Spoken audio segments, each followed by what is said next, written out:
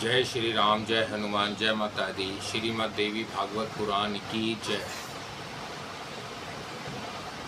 महिषासुर का देवी के सामने जाकर उनसे बातचीत करना तथा उसी प्रसंग में मंदोदरी का इतिहास कहना। व्यास जी कहते हैं, सैनिकों की बात सुनकर महिषासुर के क्रोध की सीमा नहीं रही। उसने अपने सारथी को बुलाकर कहा, जिसमें 1000 गधे जोते जाते हैं, जो ध्वजा एवं पताका से सुशोभित है, जिस पर अनेकों आयुध रखे रहते हैं तथा जिसके चक्के और युगधर बड़े मजबूत हैं, वह मेरा प्रकाशमान अद्भुत रथ अभी मेरे सामने उपस्थित करो। आज्ञा पाते ही सारथी तुरंत रथ ले आया और बोला, राजन, मैं खूब सजाकर रथ ले आया हूँ। वह बाहर दरवाजे पर खड़ा है। उस रथ पर संपूर्ण श्रेष्ठ आयुध सुरक्षित है। उत्तम चांदनी से उसे छा दिया गया है। तदंतर रथ आ गया। यह जानकर दानवराज महाबली महिषासुर मनुष्य का शरीर धारण करके सम्रांग गण में जाने के लिए तैयार हो गया। उसने मन ही मन सोचा, मैं भैंसे के रूप में हूँ, मेरा मुख अत्यंत कुरूप है, मेरे मस्तक पर सींग है। इस रूप को देखकर देवी अवश्य ही उदास हो जाएगी। स्त्रियों को प्रसन्न करने के लिए सुंदर रूप और चतुरता परम आवश्यक है। अतः वह आकर्षक रूप और चतुरता से संपन्न होकर मैं उस युवती के सामने जाऊंगा, जिससे मुझे देखते ही उसके हृदय में प्रेम का उदय हो जाएगा। मेरे लिए भी सुख की संभावना इसी स्थिति में है। यो मन में विचार कर उस महाबली दानवराज ने भैंसे का रूप त्याग कर सुंदर पुरुष की आकृति धारण कर ली। उसके हाथों में संपूर्ण आयुध सुशोभित थे। वह उत्तम अलंकारों से अलंकृत था। उसके सुंदर शरीर को दिव्य वस्त्र सुशोभित कर रहे थे। ऐसा जान पड़ता था मानो कोई दूसरा कामदेव ही हो। हाथ में धनुष बाण लेकर वह रथ पर बैठ गया। क्योर और हाथ उसकी छवि बढ़ा रहे थे। अभिमान में चूर होकर सेना साथ लिए हुए वह भगवती जगदम्बा के पास पहुंचा। उस समय उसने ऐसा सुंदर वेश बना रखा था, जिसे देखकर अपने रूप का अभिमान रखने वाली स्त्रियों के मन भी उधर आकर्षित हो जाए। जब देवी ने देखा दैत्यराज महिषासुर निकट आ गया और बहुत से वीर उसके साथ आ रहे हैं, तब उन्होंने शंख ध्वनि आरंभ कर दी। जन समाज में ऐश्वर्य प्रकट करने वाली उस शंख ध्वनि को सुनकर महिषासुर भगवती के पास आ गया और मानो हंसता हुआ उनसे बोला, देवी, यह जगत परिवर्तनशील है। स्त्री अथवा पुरुष जो भी इसमें रहते हैं, सबके मन में सब प्रकार से सुख भोगने की ही इच्छा बनी रहती है। मनुष्यों की सहयोग में ही सुख प्राप्त होता है। वियोग में सुख की संभावना नहीं की जा सकती। सहयोग भी अनेक प्रकार के होते हैं। उनके भेद बतलाता हूँ, सुनो। कितने स्थलों पर उत्तम प्रीति होने के कारण सहयोग हो जाता है। कहीं समभावतः संयोग की विधि बैठ जाती है। सर्वप्रथम प्रीति जनित संयोग के विषय में मैं अपनी बुद्धि के अनुसार कहता हूँ। माता और पिता का पुत्र के साथ जो संयोग है, उसे उत्तम माना गया है। भाई का भाई के साथ संयोग बना रहने के कारण प्रधान है, अतः इसे मध्यम कहते हैं। जो सर्वोत्तम सुख देने में समर्थ है, उसी के संयोग को श्रेष्ठ कहा गया है। उससे जो कम सुख देने वाला है, उसे मध्यम मानते हैं। विधान पुरुषों का कथन है, नाव पर बहुत से लोग बैठते हैं, उनमें सबका एक दूसरे से पृथक विचार रहता है। स्वभाववश वह एकत्रित होते हैं। उनसे जो कुछ भी सुख मिलता है, वह बहुत थोड़े समय के लिए, अथवा ऐसे सहयोग को कनिष्ठ माना गया है, क्योंकि इस प्रकार के सहयोग से बहुत ही कम सुख मिलता है। चतुरता, रूप, वेश, रूप, शील और गुण, इन सब में समानता होनी चाहिए, तभी परस्पर सुख की वृद्धि कही जाती है। मैं वीर पुरुष हूँ। यदि तुम मेरे साथ सहयोग करती हो तो तुम्हें सर्वोत्कृष्ट सुख प्राप्त होना बिल्कुल निश्चित है। प्रिय, मैं अपनी रुचि के अनुसार अनेक प्रकार के रूप धारण कर सकता हूँ।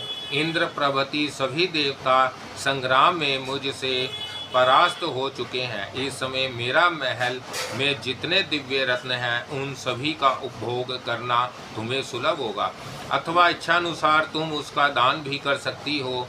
सुंदरी, अब तुम मेरी पटरानी बनने का प्रस्ताव स्वीकार करो। मैं तुम्हारी दास्ता स्वीकार करने के लिए तैयार हूँ। तुम्हारी आज्ञा मानकर मैं देवताओं के साथ वैर करना छोड़ दूंगा, इसमें कोई संदेह नहीं। तुम्हें जिस प्रकार सुख प्राप्त हो वही कार्य मेरे लिए शिरोधार्य है। मधुर वचन बोलने वाली प्रिय, तुम्हारे नेत्र बड़े ही विशाल हैं। मेरे लिए जैसा आदेश हो वैसा ही संपत्र करने को मैं समुत सुख हूँ। तुम्हारे रूप में मेरे मन को मोह लिया है। सुंदरी, अब मैं अत्यंत आतुर होकर तुम्हारी शरण में आया हूँ। रंभोर कामदेव के बाणों ने मुझे बुरी तरह घायल कर दिया है। मुझे शरणागत की रक्षा करो। शरण में आए हुई की रक्षा करना संपूर्ण धर्मों में उत्तम धर्म माना गया है। काली भोहों से अनुपम शोभा पाने वाली क्रशोदरी, मैं तुम्हारा निजी चाकर हूँ। मुझे तुम्हारी चाकरी करना स्वीकार है। जीवन पर्यंत मैं सत्य वचन का पालन करूँगा, कभी विचलित नहीं होऊंगा। सुंदरी, मैंने नाना प्रकार के आयुध त्याग दिए हैं। तुम्हारे चरणों में मेरा मस्तक झुका है।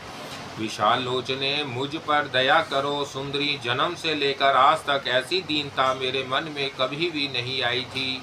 ब्रह्मा आदि अनेकों शक्तिशाली पुरुषों से मुठभेड़ होने पर भी मैं दब ना सका। केवल तुम्हारे ही समक्ष में अधीनता स्वीकार कर रहा हूँ। ब्रह्मा प्रभृति संपूर्ण देवता समरांग में मेरे चरित्र से पूर्ण परिचित है। भामिनी, आज वही मैं तुम्हारा सेवक बनकर सामने उपस्थित हूँ। मेरी ओर ताकने की कृपा करो। व्यास जी कहते हैं, इस प्रकार महिषासुर अनाप शनाप बक रहा था। अनुपम छवि धारण करने वाली भगवती चंडिका के मुखमंडल पर प्रसन्नता की किरणें चमक उठी। उन्होंने मुस्कुराकर कहना आरंभ कर दिया। देवी ने कहा, परम पुरुष परमात्मा के अतिरिक्त अन्य कोई पुरुष मेरा अभिष्ट नहीं है। दैत्य, मैं केवल उन्हीं को चाहती हूँ। अखिल जगत की सृष्टि करना मेरा प्रधान कर्तव्य है। वह परम पुरुष संपूर्ण विश्व के आत्मा है। मुझ पर उनकी दृष्टि लगी रहती है, क्योंकि मैं उनकी प्राकृतिक हूँ। मेरा विग्रह कल्याणमय है। उनका सानिध्य पाने से ही मुझ में सदा प्रस्तुत रहने वाली चेतनता आ जाती है। नहीं तो मैं जड़ थी। उनके संयोग का यह प्रभाव है कि मैं सचेत हो गई हूँ। जिस प्रकार लोहा स्वभावतः जड़ होने पर भी चुंबक का संयोग होते ही उसमें चेतना आ जाती है, मैं ग्राम्य सुख भोगने की कभी इच्छा नहीं करती। मूर्ख, तेरी बुद्धि बड़ी खोटी है। इसी से तू स्त्री संबंधी सुख के लिए इतना ललाई लेता है। अरे, पुरुष को बांधने के लिए स्त्री एक सुदृढ़ जंजीर कही जाती है।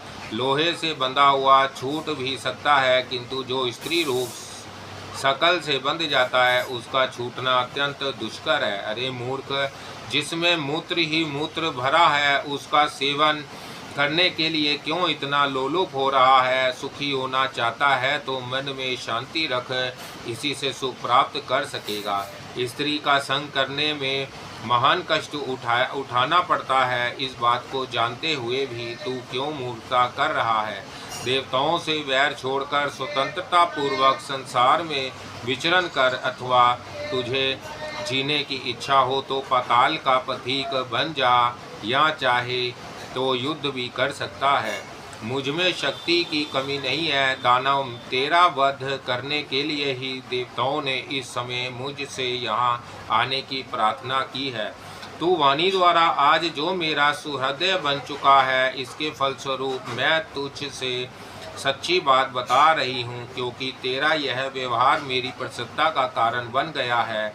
तू जीते जी सुख पूर्वक यहाँ से चला जा। 7 पारग चलने पर ही सज्जनों में मैत्री हो जाती है, अतः मैं तुझे जीवन दान कर रही हूँ। वीर, यदि तुझे मरना ही अविष्ट हो तो बड़े आनंद के साथ युद्ध कर। माँ बाहो, मेरे हाथों तेरा वध होगा, इसमें किंचित मात्र भी संदेह नहीं है।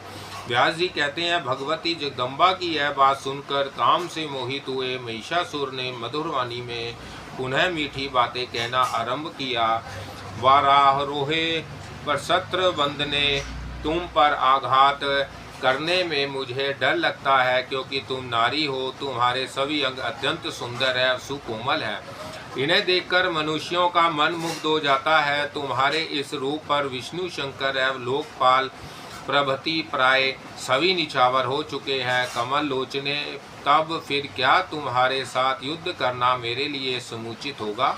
सुंदरी, यदि तुम्हें रुचे तो मेरी सहधर्मिणी बनकर उपासना में तत्पर हो जाओ, अन्यथा यहाँ से आने का कष्ट किया है उसी देश के इच्छानुसार वापस आ सकती हो। मैं तुम पर अस्त्र शस्त्र नहीं उठाऊंगा, क्योंकि तुम मेरे साथ मैत्री कर चुकी हो।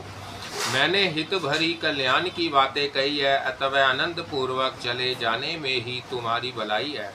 ऐसी सुनयनी स्त्री को मार देने में मेरी तनिक भी शोभा नहीं होगी। स्त्री, बालक अथवा ब्राह्मण की हत्या के लिए प्रायश्चित का भी कोई विधान नहीं है। अतः वाराणने, आज मैं तुम्हें लेकर घर चलने का विचार कर रहा हूँ। यदि मैं तुम्हारे साथ बल प्रयोग करता हूँ तो इससे किसी उत्तम फल की संभावना नहीं दिखती, क्योंकि वैसी स्थिति में भोग सुख का अवसर कैसे मिल सकता है। सुकेशी, यही कारण है कि मैं नर्म होकर प्रार्थना पूर्वक तुमसे बातें कर रहा हूँ। प्रिया के मुख कमल से वंचित रहने पर पुरुष के लिए अन्य कोई सुख का साधन नहीं है। ऐसी ही पुरुष के बिना स्त्रियों के लिए समझना चाहिए। सहयोग में ही सुख की अनुभूति होती है, वियोग में दुख भोगने पड़ते हैं। तुम सुंदरी स्त्री हो, संपूर्ण आभूषण तुम्हारी छवि बढ़ा रहे हैं। तुम में चतुरता का अभाव कैसे हो गया, जिसके परिणाम स्वरूप तुम मेरी स्वामिनी बनना अस्वीकार कर रही हो।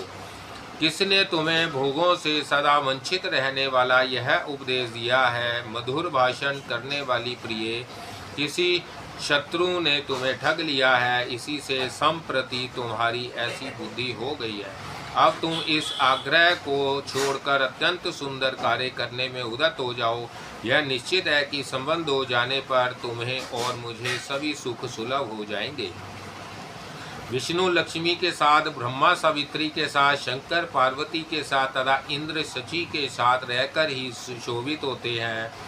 कौन ऐसी स्त्री है जो पति से अलग होकर चिरस्थायी सुख प्राप्त कर सके। सुंदरी, तुम्हें कौन सा ऐसा उपदेश मिल गया है जिसे सर्वोत्तम समझकर तुम मेरे सुदृश्य श्रेष्ठ पति को स्वीकार कर रही हो। कांते, पता नहीं इस समय मूर्ख कामदेव कहाँ चला गया, जो अपने सुकोमल 5 वर्णों से तुम्हें व्यवस्थित नहीं कर रहा है।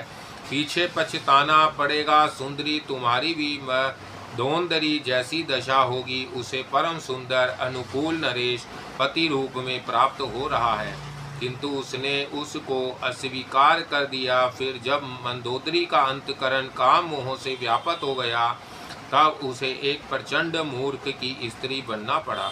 व्यास जी कहते हैं, भगवती जगदम्बा ने महिषासुर की बात सुनकर उससे पूछा, मंदोदरी नाम वाली वह कौन स्त्री थी? वह कौन राजा था जिसे उसने त्याग दिया, और वह कौन धूर्त नरेश था जिसकी फिर वह स्त्री बन गई? उस स्त्री को पुनः किस प्रकार दुख भोगने पड़े, यह कथा प्रसंग विस्तार पूर्वक मुझसे कहो। महिषासुर बोला, धरातल पर सिंघला नाम से प्रसिद्ध एक देश है। सधन वृक्ष उसकी शोभा बढ़ा रहे थे। धन और धान्य से उस देश का कोई भी भाग खाली नहीं था। चंद्रसेन नामक राजा की वहाँ राजधानी थी। वह नरेश बड़े धर्मात्मा, न्यायशील एवं शांत स्वभाव के थे तथा तत्परता पूर्वक प्रजा का पालन करते थे। वह सदा सत्य बोलते थे। उनका स्वभाव बड़ा कोमल था। वह शूरवीर थे। उन्हें नीति के सागरोपम शास्त्र को पार करने की उत्कट इच्छा लगी रहती थी। शास्त्र एवं संपूर्ण धर्मों के वह पूर्ण जानकार थे। धनुर्वेद में उनकी अच्छी गति थी। उनकी सुंदरी स्त्री भी वैसी ही सर्वगुण संपन्न थी। वह सदा श्रेष्ठ आचरण का पालन करती थी। पति भक्ति में उसका अटूट अनुराग था। चंद्रसेन की वह प्रेसी भार्या गुणवती नाम से प्रसिद्ध थी। उसमें सभी उत्तम लक्षण विद्यमान थे। उसने प्रथम गर्भ से एक अत्यंत सुंदरी कन्या को उत्पन्न किया। मन को मुग्ध करने वाली उस पुत्री को पाकर पिता बड़े ही संतुष्ट हुए। उनका मन आनंद से विरह हो उठा। उन्होंने नामकरण के अवसर पर उस पुत्री का नाम मंदोदरी रख दिया। चंद्रमा की कला के समान प्रतिदिन वह कन्या बढ़ने लगी। चित्त को आकर्षित करने वाली वह कन्या जब विवाह के योग्य हो गई, तब पिता चंद्रसेन उसके लिए वह ढूंढने लगे। इस विषय को लेकर उनका मन सदा चिंतित रहता था। उस समय सुधनवा नाम से प्रसिद्ध एक शूरवीर नरेश मंत्र देश में राज्य करते थे। उनका एक सुयोग्य पुत्र था। कंबुग्रीव नाम से जगतय में उसकी प्रसिद्धि थी। ब्राह्मणों ने राजा चंद्रसेन से कहा, इस कन्या के लिए अनुपम वर कंबुग्रीव ही है। उसमें सभी उत्तम लक्षण वर्तमान है। उसने संपूर्ण विधाओं का पर्याप्त अभ्यास किया है। तब राजा चंद्रसेन ने गुणवती नाम वाली अपनी प्रेयसी रानी से पूछा, अपनी इस कन्या के लिए सुयोग्य वर चाहिए। मेरा विचार है कंबुग्रीव के साथ इसका विवाह कर दिया जाए। तुम्हारी क्या सम्मति है? स्वामी की बात सुनकर रानी ने आदरपूर्वक अपनी कन्या मंदोदरी से पूछा, तुम्हारे पिता राजकुमार कंबुग्रीव के साथ तुम्हारा विवाह करना चाहते हैं, तुम्हें पसंद है ना? माता का यह वचन सुनकर मंदोदरी ने उससे अपना विचार प्रकट किया। मैं पति का वरण नहीं करूंगी। विवाह करना मुझे अभिष्ट नहीं है। मैं कुमारी व्रत में अडिग रहकर अपना जीवन व्यतीत करूंगी। माताजी, स्वतंत्रता पूर्वक विचरण करने की मेरी अभिलाषा है। मेरा प्रति क्षण तपस्या में व्यतीत होगा। इस संसार रूपी समुद्र में परतंत्र व्यक्ति को अनेकों कष्ट सहने पड़ते हैं। शास्त्र के पारगामी विधानों का कथन है कि मोक्ष का साधन स्वतंत्रता है, अथवा मैं मुक्त होंगी। मुझे पति से कोई प्रयोजन नहीं है। विवाह होते समय अग्नि के साक्षित्व में यह प्रतिज्ञा की जाती है कि पतिदेव, मैं सब तरह से आपके अधीन बन गई। फिर ससुराल में जाकर सास और देवर प्रभृति जितने हैं उन सब के अनुकूल होकर रहना पड़ता है। पति के चित्त में अपना चित्त सदा मिलाए रखना इस दुख को सबसे अधिक माना गया है। यदि पतिदेव किसी दूसरी सुंदरी स्त्री के साथ प्रेम कर ले तो सौत से उत्पन्न होने वाले दुख का पहाड़ ही उस पर ढह पड़ता है।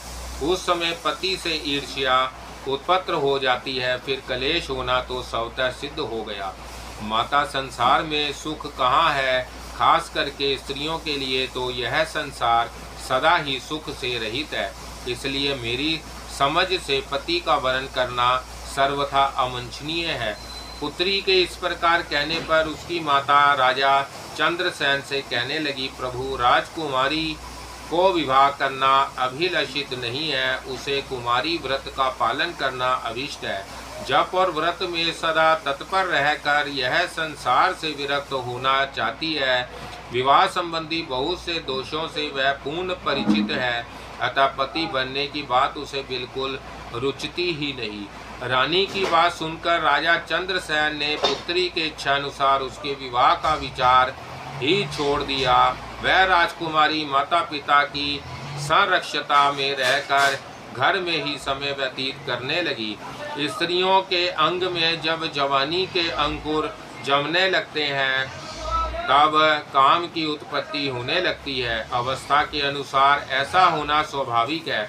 पद पद पर ज्ञान की बातें करने वाली जिस राजकुमारी ने बार बार प्रेरणा करने पर भी पति स्वीकार करना नहीं चाहा था, वही एक दिन सघन वृक्षों वाले उपवन में दासियों के साथ प्रेम पूर्वक व्यवहार करने के लिए पहुंच गई। वहां की लताएं पुष्पों से सुशोभित थी। उन पर दृष्टिपात करती हुई वह परसत्र वंदन वाली सुंदरी उस उद्यान में क्रीड़ा करने लगी। वह राजकुमारी पुष्प चुनती हुई विचर रही थी। इतने में ही उसी मार्ग से देववश कौशल देश का नरेश आ पहुंचा।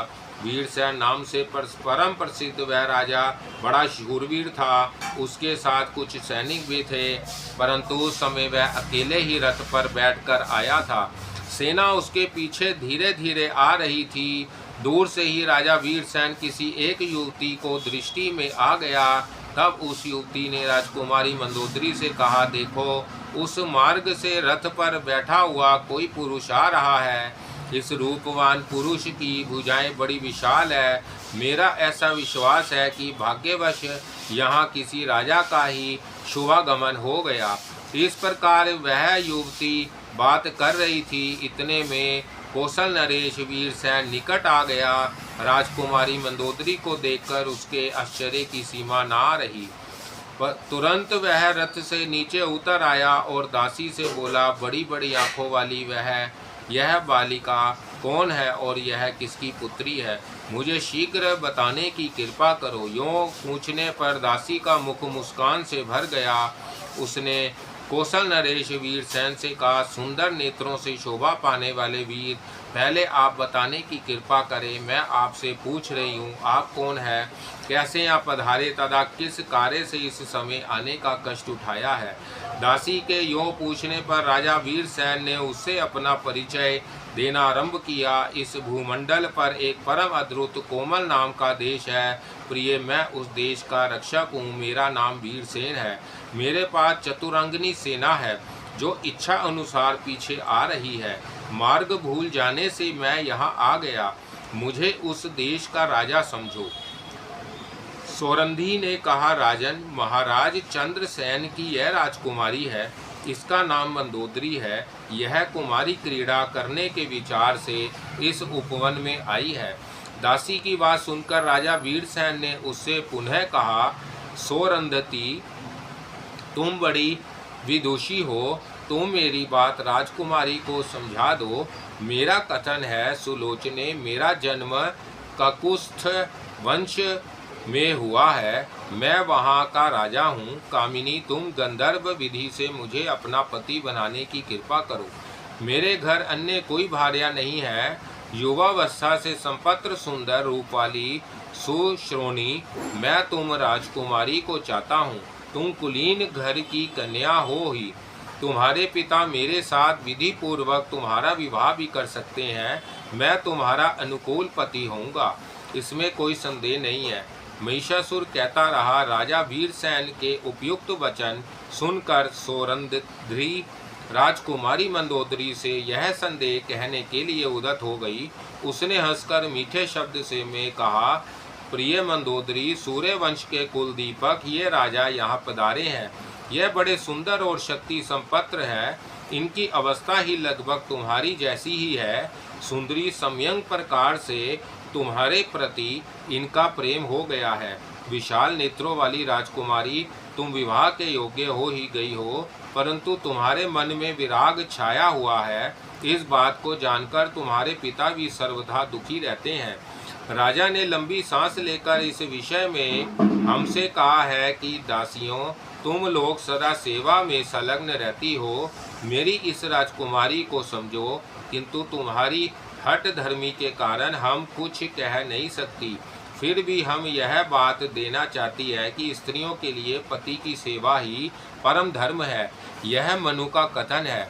पति की सेवा में संलग्न रहने वाली नारी स्वर्ग प्राप्त कर सकती है। अतः विशालाक्षी, तुम विधि पूर्वक विवाह कर लो। राजकुमारी मंदोदरी ने कहा, बोले, मुझे पति बनना बिल्कुल अभिष्ट नहीं है। मैं अद्भुत तपस्या करूंगी। तुम इस कोमल नरेश को मना कर दो। यह निर्लज क्यों मुझ पर आंख गड़ा रहा है?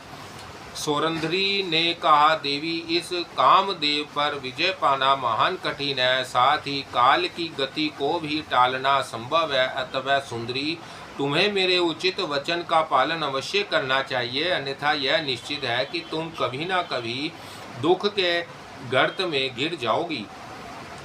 सौरंधी की बात सुनकर राजकुमारी ने उनसे कहा, परिचारिके, देववश जो होने वाला है वह होगा ही। उसकी मुझे कोई चिंता नहीं है, परंतु मेरा यह सब तरह से निश्चित विचार है कि मैं विवाह नहीं करूंगी।